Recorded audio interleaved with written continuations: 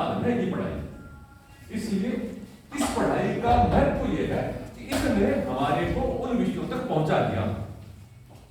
हमारे गुरु जी कहते थे कि पीएचडी करने से तो रिसर्च करना सीखता है व्यक्ति, रिसर्च तो बाद में होती है। तो योग की इससे आपको ये पता चलेगा कि हमने कल्पना करते हो उस आनंद की खोज के लिए जो चल पड़ता है वो असली योगी है, चल पड़ेगा वो भी योगी है। तो बात कैसी लगी वाली? सही लगी? तो कोई चलेगा कि नहीं चलेगा मेरी बात? कौन कौन चलेगा? इतना ऐसा ये तो इससे पूछ के जाएगा। लटकते जाएंगे तो किसी से पता मुझे आगे चलते हैं। अगला है सांख्य दर्शन महर्षि कपिल का। कपिल जी ने यह बताया कि ये आत्मा और परमात्मा ये दोनों अलग अलग कैसे हैं। प्रकृति और पुरुष का भेद विवेक ज्ञान करा देंगे, बहुत गहरी चीज है तो उसके अंदर हम डूबेंगे, बहुत गहराई से चीजें पता चलती हैं। और उसके बाद में अंतिम आ गया ब्रह्मसूत्र महर्षि वेद व्यास के वेदांत दर्शन भी कहते हैं। तो उन्होंने उपनिषदों के आधार पर जो एकादश उपनिषद उनके आधार पर सूत्र बना दिए उनकी विद्या के। कुछ तो उपनिषदों में मिलते, कुछ उपनिषदों में नहीं मिलते, किसी और उपनिषद की चीजें हैं जो लुप्त हो गई। ऐसे सूत्र केवल ब्रह्म विषय के सूत्र हैं। कैसे वो शक्तियां प्राप्त होती है, सुपर ह्यूमन कैसे होता है, कैसी भूति वाला, पता नहीं कितनी सारी बातें वहां पर है, वो प्रकट ही नहीं है अभी तक, उस पर काम ही नहीं किया किसी ने ब्रह्म सूत्रों पे। तो हम पहले ही उधर चले जाते हैं। और योग में भी हम अष्टांग योग की बात करते रहते हैं, है ना, विभूति तक नहीं पहुंचते। यम नियम बोले, यम क्या होते हैं याद है ना सबको? पहला यम कौन सा होता है? अहिंसा। अहिंसा क्या होती है?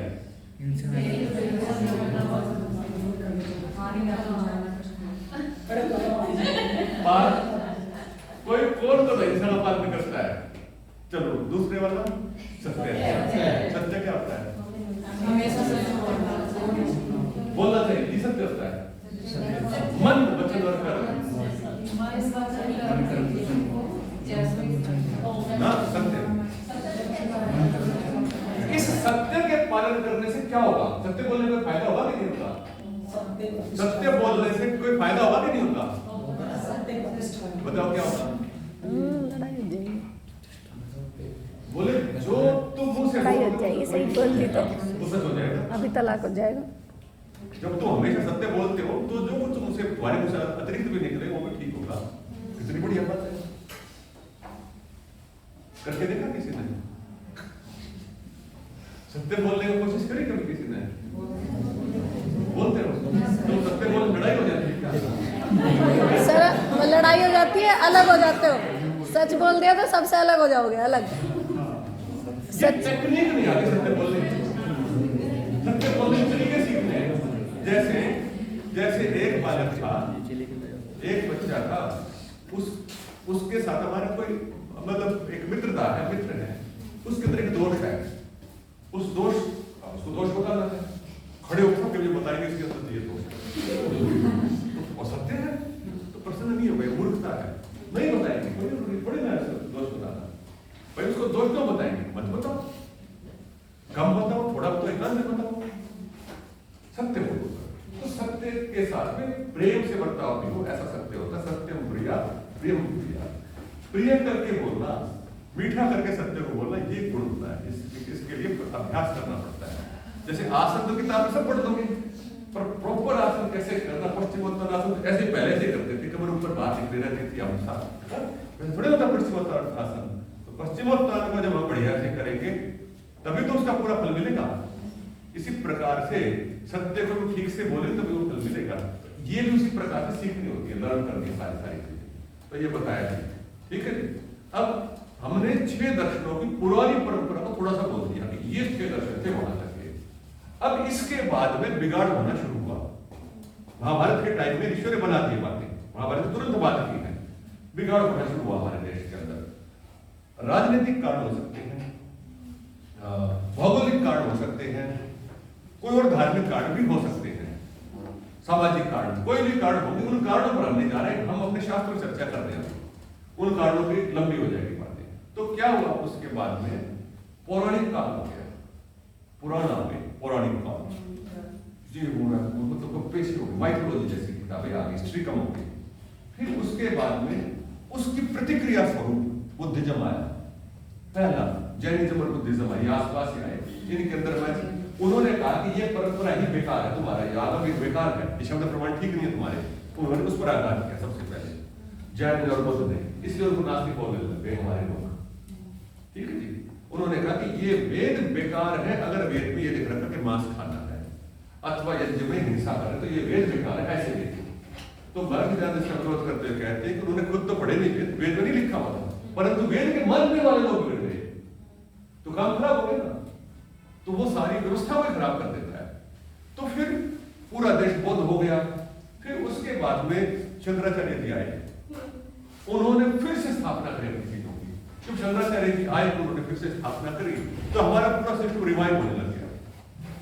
तो हमारी जो ये चीजें थी उस कालखंड की बात केवल शंकराचार्य जी नहीं, सारे बहुत सारे लोग आए जिन्होंने फिर से रिवाइव करने की कोशिश करी। तो जो 6 दर्शन थे ये 6 स्कूल्स ऑफ थॉट बन गए, अर्थात 6 प्राचीन संप्रदाय हो गए। जैसे मीमांसा संप्रदाय के प्रभाकर और भाट संप्रदाय में विभाजन हो गया। जैमिनी की मीमांसा नहीं पढ़ते, वो अपने जो गुरुजन है कुमारी भट्ट आदि उन्हीं के ग्रंथ पढ़ते हैं, प्रभाकर मिश्र इन्हीं के ग्रंथ वो लोग पढ़ते हैं। पुराने ग्रंथों का जन अध्यापन गायब हो गया जो प्राचीन था। दूसरा वैशेषिक दर्शन कम हो गया, पढ़ना पढ़ाना, वैशेषिक की जगह पर प्रशस्त पाद भाष्य नाम का ग्रंथ आ गया, ठीक है जी। उस ग्रंथ का पुराना नाम पदार्थ धर्म संग्रह, भाष्य के नाम से उसी को पढ़ा जाता है क्योंकि वो ज्यादा सिंपल था और जो वैशेषिक सूत्रों की पुरानी व्याख्याएं नहीं मिलती, लुप्त हो गई क्योंकि बीच में सब गड़बड़ हो गई। और उसके बाद में न्याय दर्शन की भी नई नई पुस्तकें आ गई, तर्क भाषा तर्क संग्रह आदि, और इन दोनों को मिला दिया उन्होंने, न्याय वैशेषिक को एक बना दिया। न्याय वैशेषिक एक स्कूल है, ठीक है जी। और इसके अंदर ज्यादा सिखाते थे, शास्त्रार्थी लोग करते थे। तो ये एक संप्रदाय न्याय संप्रदाय, और इसका नाम रख दिया नव्य न्याय। फिर इसके बाद में अगला संप्रदाय चलता है योग वाला। अब योग वाले को तो लोग तो नहीं रहे, और जो रहे तो चुपचाप साधना कर रहे थे। तो वहां से फिर एक हठ योग चला। हठ योग की 2 प्रकार की परंपराएं हैं हठ की भी। एक तो मौखिक परंपरा है, ओरल ट्रेडिशन, जैसे नाथ संप्रदाय, नागाओं की सब हठ योग तो है। अब आप कुंभ में देख रहे क्या करते हैं, साधनाएं जो है किताबों में नहीं है, गोरखनाथ की परंपरा किताबों में नहीं है, पढ़ते ही नहीं है। सारे हरियाणा में सारा नाथ ही नाथ है ना, सारे जगह। ये जो हमारे यहाँ पर इस क्षेत्र के अंदर नाथ संप्रदाय है सारा, मुख्य मुख्य जो बाबा जी बैठे रहते हैं ना, जिनके कान चिता रहते हैं, तो उनके पास पुस्तकें नहीं है, पुस्तकों वाली आदत चल रही थी जिसके अंदर गोरख संगीता, गहन संगीता, स्वात्मराम योगी की और ये सब ना, ये किताबें उनकी चीजें सारी मिलती नहीं है, उनके अंदर कुछ और चीजें हैं। तो ये परंपरा हठ योग की चलती रही। और फिर बोले 2 प्रकार के योग हैं, बोले ये तो हठ योग, वो राजयोग है, सबके लिए बोले बड़े लोग श्रेष्ठ योग तो वही है, पर उसकी परंपरा ठीक से कहां चल रही थी किसी को नहीं पता। कोई बड़े लोगों कहेंगे चल रही होगी, इसलिए व्यास जी का भाष्य मिलता है, भोज वृत्ति विज्ञान भिक्षु सबके ग्रंथ वहां पर मिलते हैं। इसके बाद में योग के साथ में सांख्य को जोड़ दिया। महर्षि कपिल की परंपरा पूरी लुप्त हो गई, आज तक लुप्त है। जो कपिल के सूत्रों की परंपरा लुप्त है आज तक, उस पर काम हम लोग भी कर रहे हैं, परंतु उसके बाद में जो सांख्य कारिका को ही ईश्वर कृष्ण की सांख्य कारिका सांख्य का मुख्य ग्रंथ माना गया है, परंतु कपिल सूत्रों की प्रतिष्ठा अभी तक नहीं है क्योंकि उसके ऊपर भाष्य नहीं है, उसके ऊपर आसुरी के और इनके नाम आते हैं, किसका क्या था उस पर मेरा भी कुछ काम है अलग से, केवल सांख्य के ऊपर उस सूत्रों पे बताऊंगा। परंतु इनको मिलाकर पूरे सांख्य योग ऐसा एक नाम चल रहा, महाभारत काल से चल रहा, सांख्य योग सांख्य योग, न ही सांख्य समम जानता है योग समम, ये प्रसिद्ध हो गई महाभारत से। परंतु न तो सांख्य सूत्रों का अध्यापन चल रहा है और न ही योग सूत्रों के जो 2 पाद लास्ट वाले वो उपेक्षित हो रहे हैं। आज अष्टांग योग करते हैं, बस वृत्तियां है, क्लेश है। तीसरे पाद समाधि जहां जाती है वहां रुक गया सारा सिस्टम। उसके आगे वो योग तो वहां से प्रारंभ हो रहा था, तीसरा पाद समाधि से आगे संयम बोला, पर संयम को लेकर के आगे किया, फिर कई बजे क्या बड़ा बहुत बढ़िया आनंद आया सारा विषय। और उस उसके आगे था ब्रह्मसूत्र। ब्रह्मसूत्रों के ऊपर आदि शंकराचार्य जी ने अपनी बात कही, ठीक है। और शंकराचार्य जी ने सबका विरोध किया, खंडन किया, नाम ले लेकर खंडन किया, अन्य दर्शन का सबका सांख्य का बिल्कुल खंडन, नाम लेकर के ये नास्तिक है, नास्तिक ऐसा करके। तो शंकराचार्य जी ने जब खंडन किया तो उन्होंने भाष्य लिखे। तो सबसे प्रसिद्ध भाष्य तो ब्रह्मसूत्रों पे है, और उन्होंने 3 ग्रंथों के भाष्य लिखे। प्रस्थानत्रयी नाम से प्रसिद्ध है वो, ये आपको पता होगा शायद। उपनिषदों पे, भगवत गीता पर, इस पे तो 3 ग्रंथों पे। वो वस्तुतः शंकराचार्य जी ने अपना जो दर्शन था, उनका जो निज दर्शन था, जो गौड़पाद से और उससे आया था, वो उसमें आरोपित कर दिया। ये सिद्ध बात है, कोई भी कितना ही बड़ा विद्वान उससे मैं तर्क वितर्क करने के लिए तैयार हूं, क्योंकि शंकराचार्य जी ने किया। यद्यपि विद्वान बहुत अधिक थे, तो ऋषि दयानंद जी ने वहां पर टिप्पणी लिखी उनके लिए कि बोले बौद्ध मत के खंडन के लिए किया उन्होंने, अपने लिए नहीं लिखा, अपना भाष्य लिखा। पर वो तो ईश्वर को मानते ही नहीं थे, ईश्वर को मनाने के लिए कैसे करता था आपको यहाँ पर बता दें, ठीक है जी। लंबी छोटी बात चल रही ना, मैं 5000 साल की बात बता रहा हूँ, थोड़ा सा लगेगा इसमें, 5000 साल में ये चीजें हो रही शिक्षा।